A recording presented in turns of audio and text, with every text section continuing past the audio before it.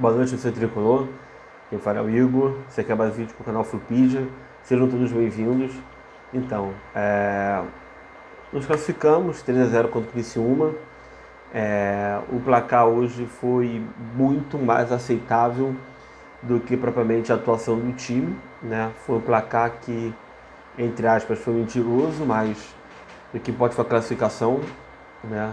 É muito importante pela logística do campeonato, porque se a gente for reparar na temporada, na terça-feira, se passar, vai estar classificado em duas quartas de final de competições de mata-mata. Isso é muito importante, porque o Fluminense precisa novamente estar acostumado a ir longe nessas competições, né? O Fluminense não chegava nas quartas de final da Copa do Brasil, né, desde 2015, né? O Fluminense vinha geralmente caindo nas oitavas de final, né? Caiu pro Grêmio, por exemplo, já caiu pro Corinthians, pro Cruzeiro. Então, primeiro mostra que é muito importante você continuar nessa levada, mas as atuações não estão satisfazendo a torcida. Você manteve cobrança no CT, e não modificou muita coisa, porque o time não jogou bem.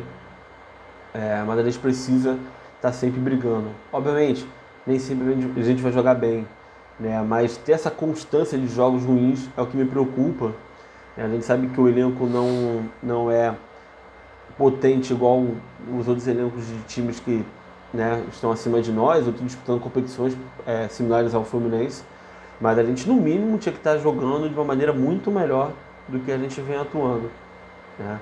E mais do que isso, o Fluminense voltou a vencer no Rio de Janeiro, né? Um mês e meio sem vencer no Rio. A última vitória tinha sido contra o Santos. De lá para cá, 4 jogos e o Fluminense não vinha de vitórias. E também incomodava muito isso, né?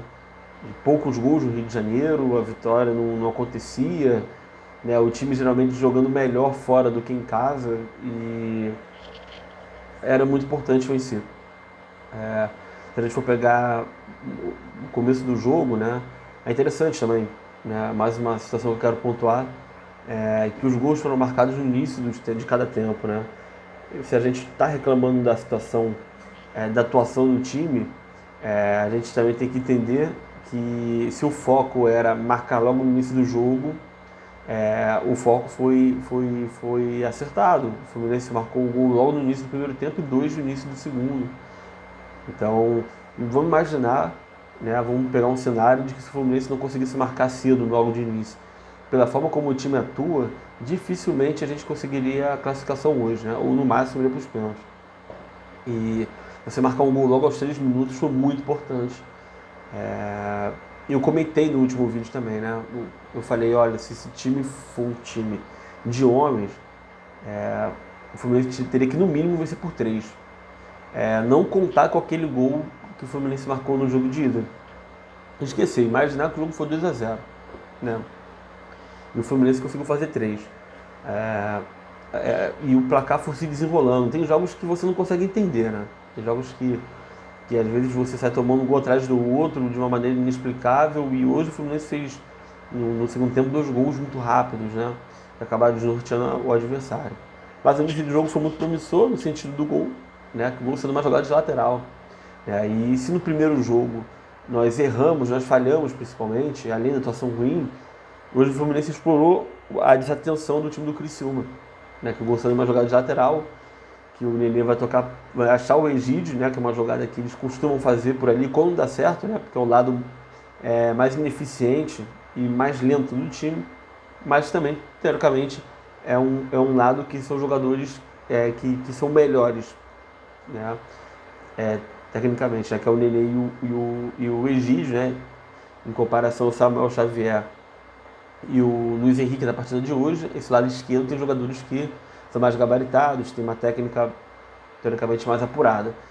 E vai cruzar para o Manuel, né? Que foi uma jogada que antecedeu uma jogada de perigo de gol, né? Numa bola aérea, os zagueiros estavam no ataque, então o Manuel ficou ali dentro da área. O Egídio fez um cruzamento muito bom e o Manuel marcou o primeiro gol dele pelo Fluminense, marcou o gol no momento certo, né? No momento ideal. E ele merecia, porque Enquanto o Nino não vem jogando, ele vem fazendo boas atuações, vem atuando de uma maneira mais firme. O Manuel não vem comprometendo, mesmo que ele tenha feito gol no jogo contra o Palmeiras, não é uma culpa dele. Mas eu esperava que o Fluminense fosse jogar um pouco mais tranquilidade, com um pouco mais de calma, né? E o Fluminense não atuou dessa maneira, pelo contrário. Né? O time continuou muito lento, o time continuou errando muitas jogadas na saída de bola. O Criciúma tem as suas limitações, mas os jogadores entendem o que o Paulo Baier quer passar para o time. Né? E o jogo foi muito truncado no primeiro tempo, com muitas faltas, muitos cartões, e o jogo não dava. E tem uma outra situação, um outro porém, o gramado do Maracanã estava muito ruim, sendo que foi um gramado reformado para a Copa América, que aconteceu há 3 semanas atrás, né, para a final. Então, prejudicava ainda mais o time do Fluminense. Mas porra, no jogo de ida, o gramado do Heriberto era infinitamente melhor. Era melhor e o time não jogou bem. Mas hoje era um jogo em casa, hoje era um jogo que, teoricamente, o time atuaria de uma maneira buscando o gol, porque era o último jogo, o jogo da volta. Então o Fluminense tinha que impor o seu estilo de jogo, impor o querer vencer o jogo. Mas tivemos poucas finalizações no jogo, tirando o gol do Manuel. O Fluminense teve só mais uma oportunidade com o Iago, que foi mais uma jogada ali dentro da área, no escanteio, uma jogada dividida. Foi um primeiro tempo muito pobre, mas era importante ter feito o gol logo no começo. Uma situação que me irritou muito no primeiro tempo foram os pontas, porque o Luiz Henrique e o Gabriel Teixeira, eles vinham também de campo para buscar as jogadas e de costa para o adversário. Eles pegavam a bola, tentavam alguma jogada diferente e retornavam a bola para o Manuel ou para o Lucas Claro. Então ficava esse jogo muito, muito chato e indefinido, no qual estava ficando muito claro, o Fluminense vai marcar se for numa jogada de bola parada, né, como de jogadores dentro da área, ou no erro do Criciúma. Vai ser muito isso, porque o Fluminense, né, tem o Nenê jogando mais para o lado esquerdo do que provavelmente jogando na posição que ele tinha que jogar. Né, isso já é recorrente do time do Fluminense e não muda. O primeiro tempo acabou nisso, né? O Marcos Felipe não fez nenhuma defesa, o Criciúma até chegava em algumas jogadas, mas não finalizava, tirando uma falta, que foi logo depois do gol do Fluminense. O Criciúma não conseguiu fazer muita coisa também, né? E veio o segundo tempo. E era importante porque a gente tinha que fazer o segundo gol para poder passar direto e, ao mesmo tempo, a gente tinha que entender como é que o time ia jogar e como é que o Criciúma também ia se comportar no segundo tempo. Porque o Criciúma também não podia jogar de uma maneira recuada, já que ele já tinha tomado o gol e o jogo iria para os pênaltis. Ele ia ficar 45 minutos se garantindo para ir para os pênaltis. Né? Tudo bem que o goleiro é pegador de pênaltis, o time veio eliminando agora o América Mineiro, mas o Fluminense é um time que tem jogadores que têm a capacidade de decidir. E logo no início do segundo tempo o Fluminense faz o segundo gol, com o Gabriel Teixeira, que é um cruzamento também na área, que o zagueiro do Criciúma vai sair jogando errado e o time vai acabar aproveitando. O Luiz Henrique vai dar um passe pro Gabriel Teixeira e o Gabriel Teixeira vai estar na esquerda, vai marcar um golaço, a bola vai no ângulo. Ela vai mais pro meio do gol indo pro canto, então não foi exatamente no ângulo esquerdo do goleiro. Mas ela vai bem alto, e tem alguns jogadores atrapalhando o goleiro do Criciúma. E o Gabriel foi muito feliz no chute. E se a gente for reparar também no replay, a bola dá um kick, na hora que ele vai pegar na bola certinho, ele chuta de uma maneira que é perfeita, a finalização que ele fez, e marcamos o segundo gol, Aí vem a comemoração dele, tampando os ouvidos, como se ele tivesse questionando a torcida, nas redes sociais, porque é um jogador que poderia demonstrar muito mais do que vem jogando. A gente entende a forma como o Roger escala o time, sacrificando demais os pontas. Geralmente eles são substituídos rapidamente no segundo tempo por não aguentar jogar. Como eu também acho que tanto o Luiz Henrique como o Gabriel, eles podem jogar mais em direção ao gol do que provavelmente da forma como eles jogaram no primeiro tempo. Quando você joga atrás de costas para os gols, para o gol, você fica propenso não a marcar gols, né? Você fica distante do gol, e jogando distante do gol, o próprio Fred não consegue finalizar, não consegue ter oportunidades, né? Então a gente entende que também tem essa questão do técnico, tem a questão do Roger, e é muito complicado mesmo. Será que o Gabriel eu não deveria fazer isso? Porque da mesma forma que ele fez, o Kennedy lá atrás já fez, o próprio Scarpa já fez também, não é uma atitude que um jogador deveria fazer como profissional, né? Mas fico feliz pelo gol dele e também aquilo, ele fez 3 gols como profissional, né? Ele fez 3 gols, fez um gol no Madureira, que também foi outro golaço no Maracanã, e outro gol contra o Cuiabá em São Januário. Então assim, né? Tipo, jogou uma marra que talvez ele não tenha, né? E poucos gols e participação de gols na temporada. E ele é um jogador que acho que ele é um jogador que mais atuou pelo Fluminense no ano. Então não condiz com essa marra que ele teve durante a comemoração. Mas enfim, águas passadas, 2-0.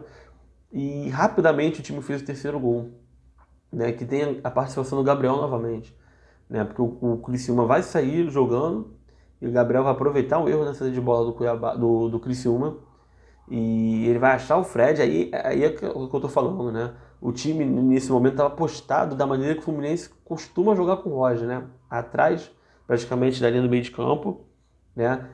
Tudo postado para armar um contra-ataque rápido. E aí é que tá, quando você arma um contra-ataque rápido, você está jogando em direção ao gol, você não está jogando de costas pro gol.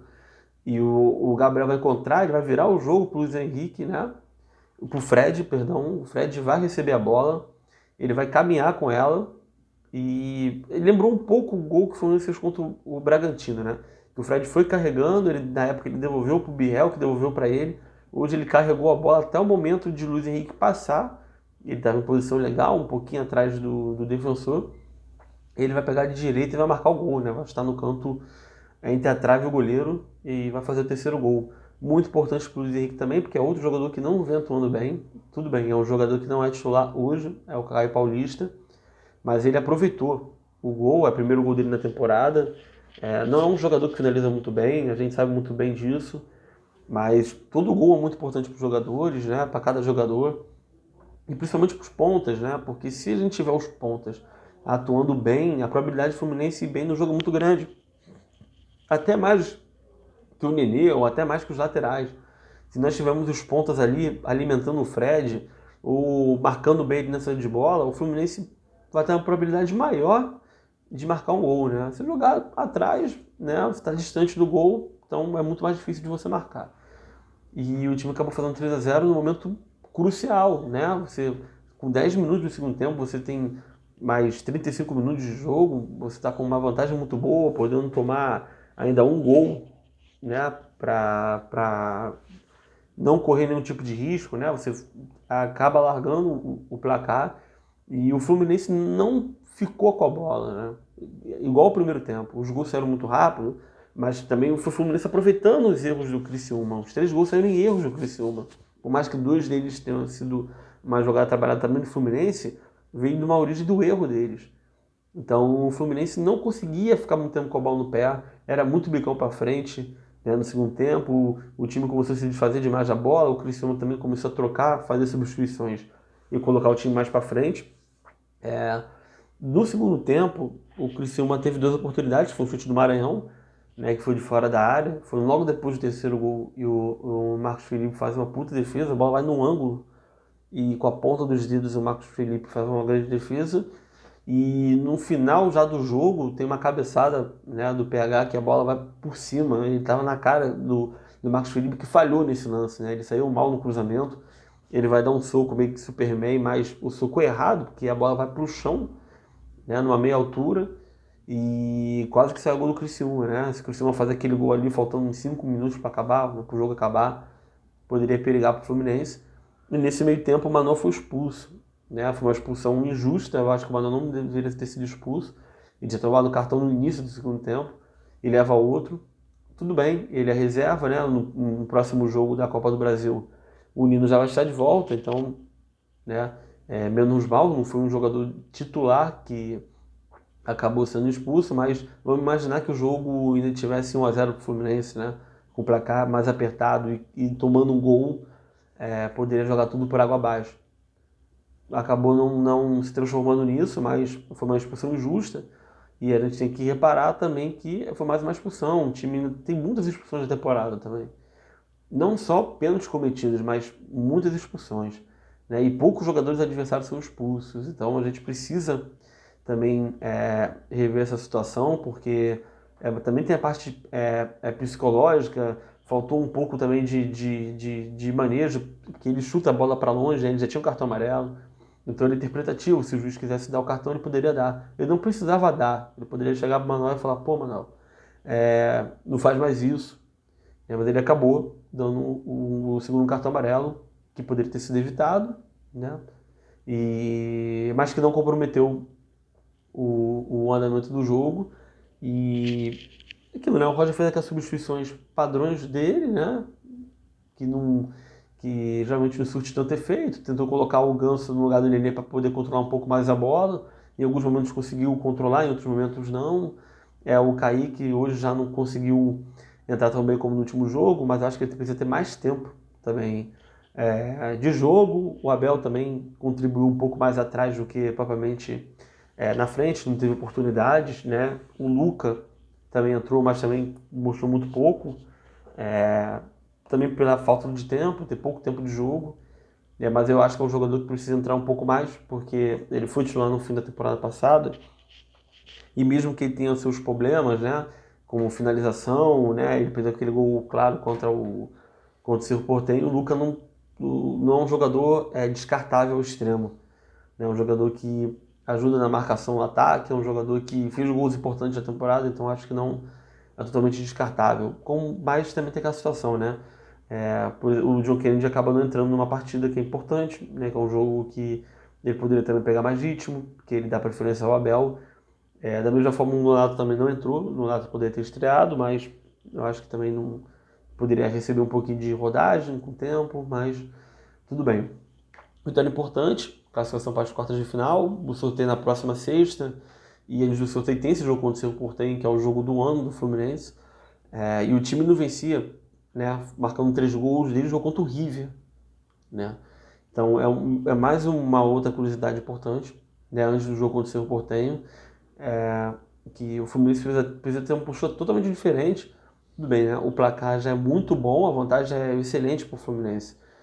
Mas, como eu falei também nos outros vídeos, se a gente olhar para trás, a gente não pode sorrir plenamente com essa vantagem, porque você já entra em campo um pouco mais leve, né? Eu tenho essa vantagem, eu tenho um X de gordura para queimar, e o Cerro pode acabar marcando um gol logo cedo na terça-feira e frustrar nossos planos, fazer com que o Fluminense tenha que correr muito mais do que ele deveria correr. Só que o Cerro Porteño é teoricamente mais fraco nessa fase da Libertadores junto com o Olímpia.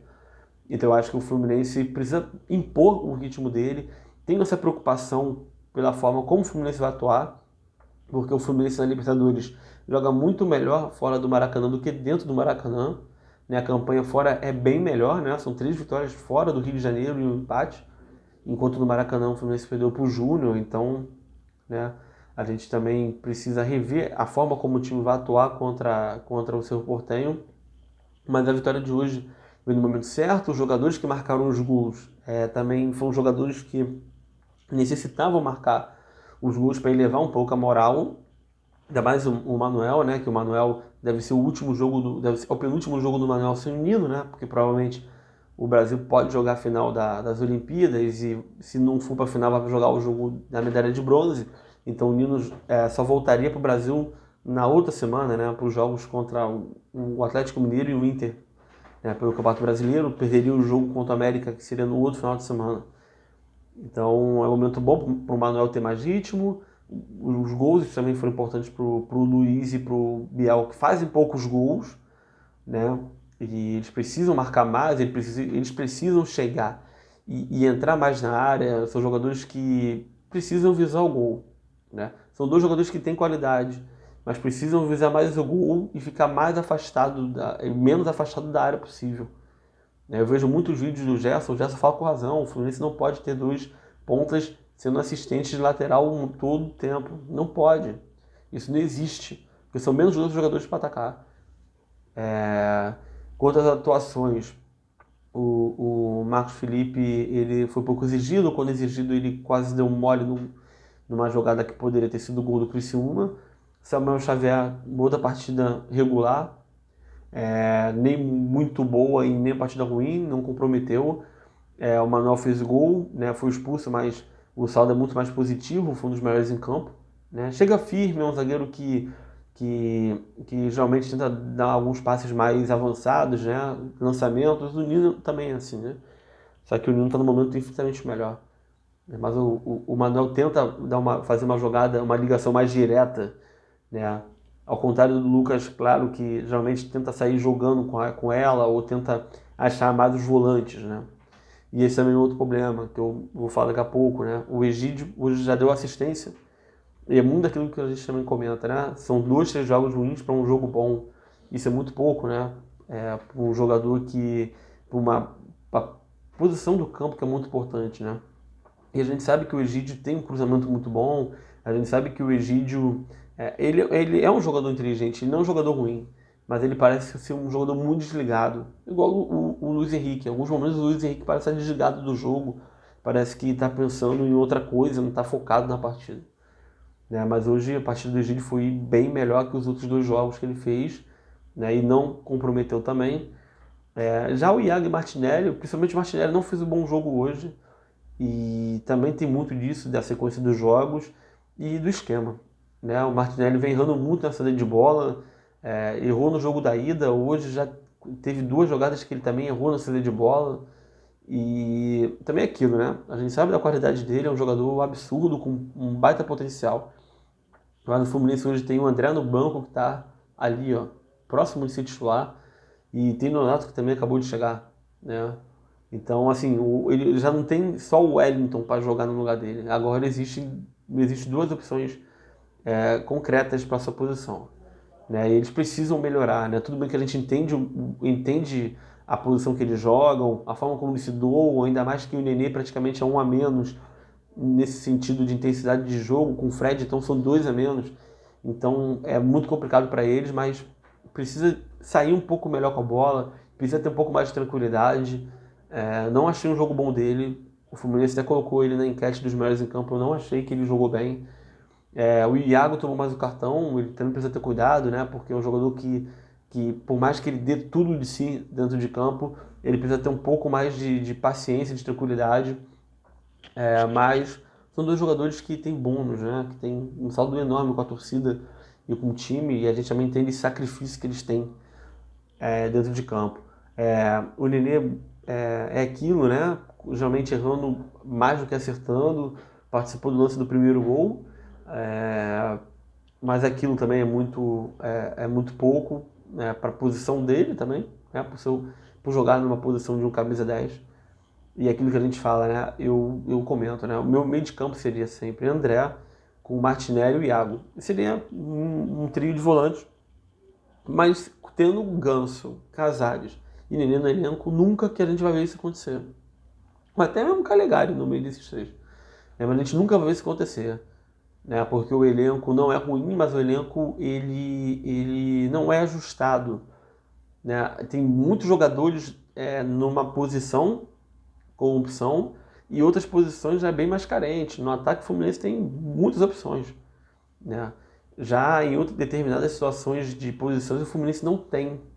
Né? E é complicado também. Né? Porque você acaba tendo 3 jogadores que são caros, que equivale a um jogador muito bom, né? Ou um craque de um adversário que seja um rival, por exemplo. Né?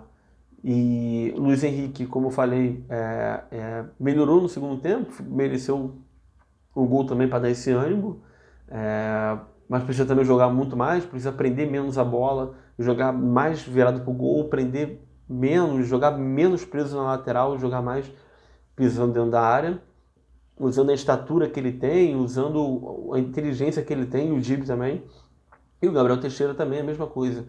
Né? Marcou um belo gol, é mais participativo no jogo do que o Luiz Henrique, né? Até volta até mais que o Luiz Henrique, mas precisa chutar mais ao gol, porque é um jogador que na base chutava muito ao gol, que pisava muito mais na área, que tinha menos medo, né, de driblar o adversário, de ir para cima, de ser insinuante. né? E ele precisa ser mais, ele precisa ter mais coragem, ele precisa ter mais esse ímpeto de chegar dentro da área, né? O gol eu espero que ajude muito para o jogo de terça-feira e para as próximas rodadas, né? Então, foi muito legal ver esses dois garotos que ainda estão numa fase de transição, já são profissionais há muito tempo, há 6, 7 meses, 8 meses, mas ainda é muito pouco, né? Se a gente tivesse que olhar num total, eles ainda são jogadores para jogar com sub-20, por exemplo. Mas em algum momento vem ajudando um time profissional e isso é importante para a gente também. O Fred vem jogando muito isolado, tocando pouco na bola. Hoje até participou do terceiro gol, que foi muito legal essa assistência dele. Mas eu acredito que ele mesmo saiba que ele esteja rendendo muito pouco. Ainda mais depois, ele estava bem, mas depois que teve aquela lesão contra o Ceará e ele ficou de fora contra o Cerro, ele não voltou legal, né? E ele precisa ter oportunidade. O Fred está chutando muito pouco no gol, não está recebendo a bola direito. Então é um tipo de jogo, um tipo de time armado totalmente pro oposto do que o Fred precisa, né? Isso porque ele tem duas pontas que são velozes, né? Dois pontas que, teoricamente, deveriam jogar para poder dar assistência o tempo todo pro Fred. E a bola não vem chegando e o Fred não vem marcando os seus gols. O Roger até falou depois do jogo também que o time, o time é mais competitivo do que ele deveria jogar bem. Eu discordo. O time realmente de competitivo, mas o time poderia jogar muito melhor.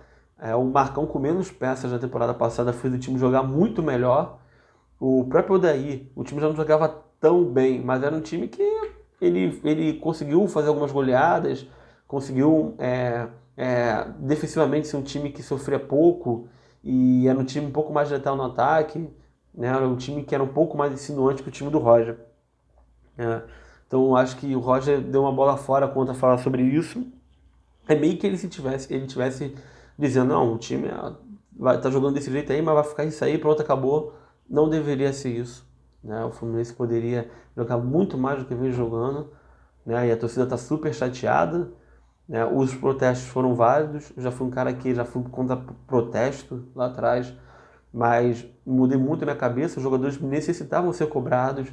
A gente sabe que perder a Laranjeiras no sentido de treino é ruim só por causa disso, né? A Laranjeiras tinha o calor humano do torcedor chegar e cobrar quando tinha que se cobrar e apoiar quando tinha que apoiar, né? E jogando e treinando na Barra é muito mais difícil ter o acesso.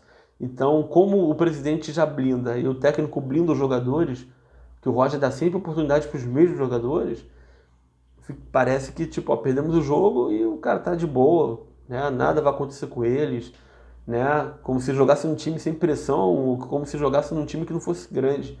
E o Fluminense é gigante, o Fluminense é um time que tem que almejar títulos e não pode atuar da forma que vem atuando e como vem atuando. Pode jogar muito mais. Então, meus pensamentos contra o terça é o time ser letal, né? O time não tem que jogar de forma defensiva, mas o time tem que ser mais letal, tem que ser um time mais dinâmico, um time muito mais rápido, né? A gente sabe que isso é muito difícil pela formação que o time tem, mas o time precisa ser muito mais um time muito mais ligado ao gol, ligado ao ataque do que provavelmente vem jogando. Os resultados estão aparecendo, né, nas competições de mata-mata. No brasileiro vem deixando a desejar, o que é triste, porque o campeonato tem um nível muito mais fraco do que as outras edições. Muitos times estão pensando na Libertadores, na Copa do Brasil, então deixando o campeonato de lado. O Palmeiras até colocou uma gordura, mas eu até imagino, se o Fluminense não tivesse Copa do Brasil e Libertadores, o Fluminense poderia estar brigando até por G5, G4 desde o início. Mas mesmo estando disputando a Libertadores e a Copa do Brasil, o Fluminense poderia estar numa situação muito melhor. E só não está numa situação melhor de tabela porque erra muito, sofre poucos gols em jogadas que o adversário fez uma jogada ali que foi bem trabalhada, né? E que a defesa não teria nada a fazer, ou o Marcos Felipe não teria nada a fazer para impedir um gol. Mas é isso daí, vitória boa, num momento importante, e que venceu o Portenho, a gente tem que aproveitar. A gente não sabe como é que está o seu com essa questão da morte do filho do Arce. Então o Fluminense tem que fazer uma partida inteligente, muito melhor do que fez hoje, né? E similar à partida de ida, porque o Fluminense o Fluminense pode jogar novamente daquela maneira, e se jogar daquela maneira contra outros times, tanto na Libertadores como na Copa e no Brasileirão, o Fluminense pode, a torcida pode, enfim, falar, pô, a gente tem condição de brigar pelo título. É isso aí, gente. Até o próximo vídeo.